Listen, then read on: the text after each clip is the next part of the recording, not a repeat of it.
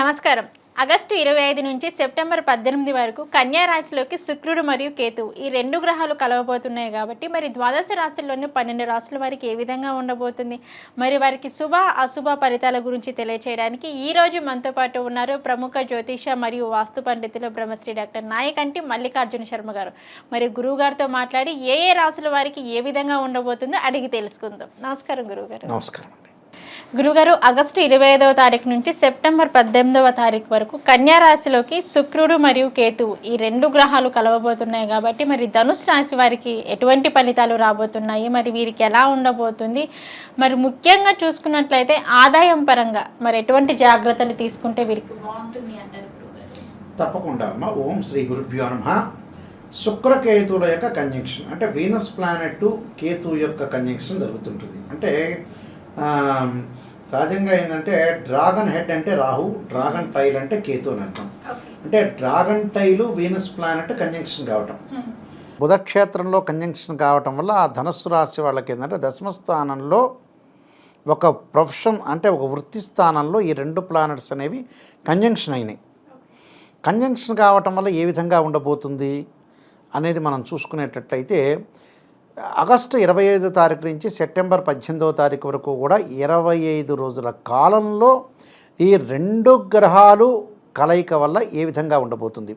శుక్రుడు సుఖాన్ని, భోగాన్ని, సౌఖ్యాన్ని, కళత్రాన్ని, లగ్జరీ లైఫ్ని, వాహనాలు ఇలాంటి వాటన్నిటికీ కూడా కారకుడు వీనస్ ప్లానెట్ శుక్రగ్రహం. కేతు మోక్షాన్ని, జ్ఞానాన్ని, సాంప్రదాయాన్ని, భూ సంబంధమైన వ్యవహారాలు, గృహ నిర్మాణము, వ్యవసాయము, రైతులు, దాంతోపాటు కెమికల్ కంపెనీలు, కెమిస్ట్రీ, రసాయనిక నిర్మాణాలు, రసాయనకు సంబంధించిన కంపెనీలు, ఇలాంటి అన్నిటికీ కూడా కోర్టు సమస్యలు వీటన్నిటికి కూడా కేతు కారణభూతుడు అవుతాడు. అంటే శుక్రుడు కేతు యొక్క కంజంక్షన్ అంటే కుజవత్ కేతు అంటారు.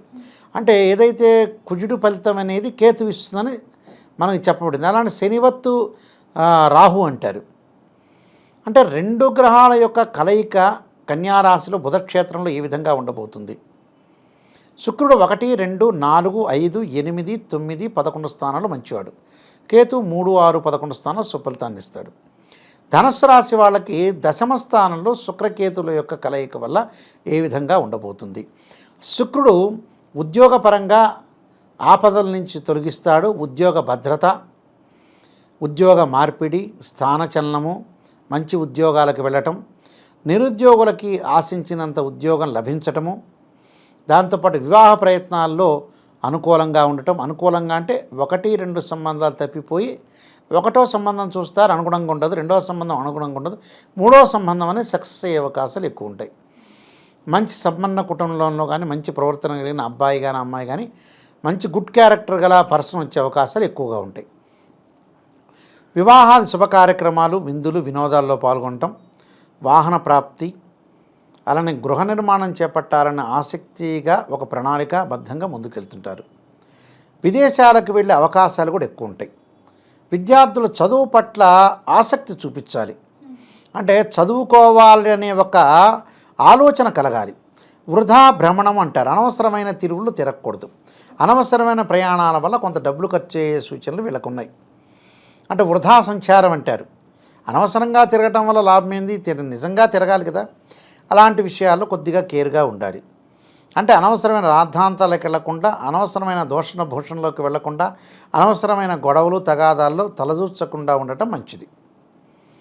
పెళ్లి సంబంధాలు సక్సెస్ కావటం, బంగారు ఆభరణాలు, గృహ ఉపకరణ వస్తువులు, స్త్రీలకు కొంత మానసికంగా ఆందోళన, స్త్రీలకి భర్త దగ్గర కానీ అలానే తండ్రి దగ్గర కానీ డబ్బులు వచ్చే అవకాశాలు ఉండటం, ఇలాంటివి శుక్రగ్రహం వల్ల ఏర్పడుతూ ఉంటాయి.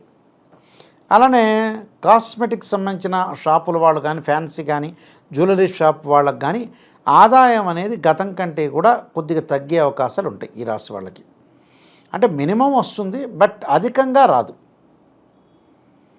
అందువల్ల ఆందోళన చెందాల్సిన పని లేదు. మానసికంగా వాళ్ళకి ఆందోళన, ఒత్తిడి గురి కాకుండా చూసుకోవాలి. మరి కేతువు యొక్క ఫలితం ఏంది దశమ స్థానంలో అంటే ఆరోగ్యపరంగా ఇబ్బందులు కలిగే అవకాశాలు ఒకటి ఉంటాయి. అంటే ఆరోగ్యాన్ని కుదుటపడేటట్టు చేసుకోవాలి. దీర్ఘకాలిక వ్యాధులు ఉన్నవాళ్ళు కూడా కొంత శ్రద్ధ పెట్టాలి, సమయానికి మందులు వేసుకోవాలి. నిజమైన జ్ఞానాన్ని సంపాదించుకోవటం చాలా మంచిది. భూ సంబంధమైన వ్యవహారాల వాళ్ళకి కొన్ని వివాదాలు, ఆర్గ్యుమెంట్స్ రాకుండా కాపాడుకోవాలి. అంటే బిల్డర్స్ తోటి కానీ, ఇంటి ఓనర్తో కానీ, కన్స్ట్రక్షన్ చేసేటప్పుడు కింద ఉండే మేస్త్రీలతో కానీ ఎలాంటి వివాదాలకి తావివ్వకుండా లౌకిక విధానంతో ముందుకు వెళ్ళాలి. అనేక ఆదాయ మార్గాలు బాగా పెరిగే అవకాశాలు ఎక్కువ ఉంటాయి. రైతులకు కొంత సమస్యలు ఉత్పన్న అవకాశాలు ఉంటాయి కాబట్టి ఆ సమస్యల్ని తగ్గించుకునే ప్రయత్నం చేసుకోవాలి. కొన్ని రుణ బాధలు కలిగే అవకాశాలు ఉంటాయి. మనం ఏదైతే డబ్బులు తీసుకున్న వాళ్ళ ద్వారా, బ్యాంక్ వాళ్ళ ద్వారా కానీ, బయట వాళ్ళ ద్వారా కానీ కొన్ని ప్రాబ్లమ్స్ క్రియేట్ అయ్యే అవకాశాలు ఉంటాయి. అంతవరకు తెప్పించుకోకుండా ఉండటం మంచిది. అంటే ఇలాంటి విషయాల్లో కొద్దిగా అప్రమత్తంగా ఉండటం మంచిది. అంటే కొంత కేర్ తీసుకోవాలి, కేర్ తీసుకొని ముందుకు వెళ్ళాలి. దాని తర్వాత కెమికల్ కంపెనీల వాళ్ళు కానీ, ల్యాబొరేటరీస్ వాళ్ళకి కానీ కొద్దిగా వాళ్ళకు కూడా మధ్య రకమైన ఆదాయం అని చెప్పుకోవచ్చు. వృత్తిపరంగా ఇబ్బందులు పడకుండా, పోలీస్ స్టేషన్లో కానీ కోర్టు సమస్యలు రాకుండా కొద్దిగా కాపాడుకోవాలి. అంటే ఇవన్నీ కూడా వాళ్ళు కాపాడుకోవాల్సిన స్థితులే ఎక్కువగా ఉంటాయి. అంటే వీళ్ళకి ఏమిటి, టోటల్గా మిశ్రమైన మిక్సడ్ రిజల్ట్స్ అంటారు. అంటే మిక్సడ్ రిజల్ట్స్ వచ్చే అవకాశాలు ఎక్కువగా ఉంటాయి. సరే, మనకి కొన్ని నెగిటివ్ ఉంటాయి, ప్రపంచంలో పాజిటివ్ ఉంటాయి.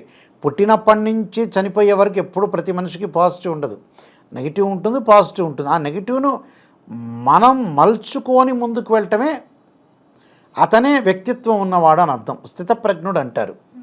అతనే హీరో, అతనే సూపర్ స్టార్. అందువల్ల ఇలాంటివన్నీ కూడా గమనించి కొన్ని పరిహారాలు చేసుకొని ముందుకెళ్తే మన లైఫ్ అనేది సక్సెస్ అయ్యే అవకాశాలు ఎక్కువగా ఉంటాయి.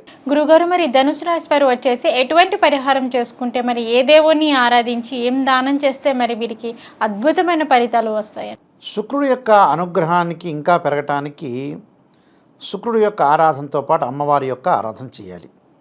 ఆరోగ్యం పరంగా కొన్ని ఇబ్బందులు కలిగే సూచనలు ఉంటాయి కాబట్టి వీళ్ళకి తప్పకుండా శరీరే జర్జరీభూతే వ్యాధిగ్రస్తే కళేవరే ఔషధం జాహ్నవీతోయం వైద్యో నారాయణహరినే మంత్రాన్ని చక్కగా చదువుకోవాలి. దీంతోపాటు శుక్రుడి యొక్క ఆరాధన, అమ్మవారి యొక్క ఆరాధన అంటే మహాకాళి, మహాలక్ష్మి, మహాసరస్వతి. వీలైతే వీళ్ళు మనకు అష్టాదశ శక్తి పీఠాలు ఉంటాయి.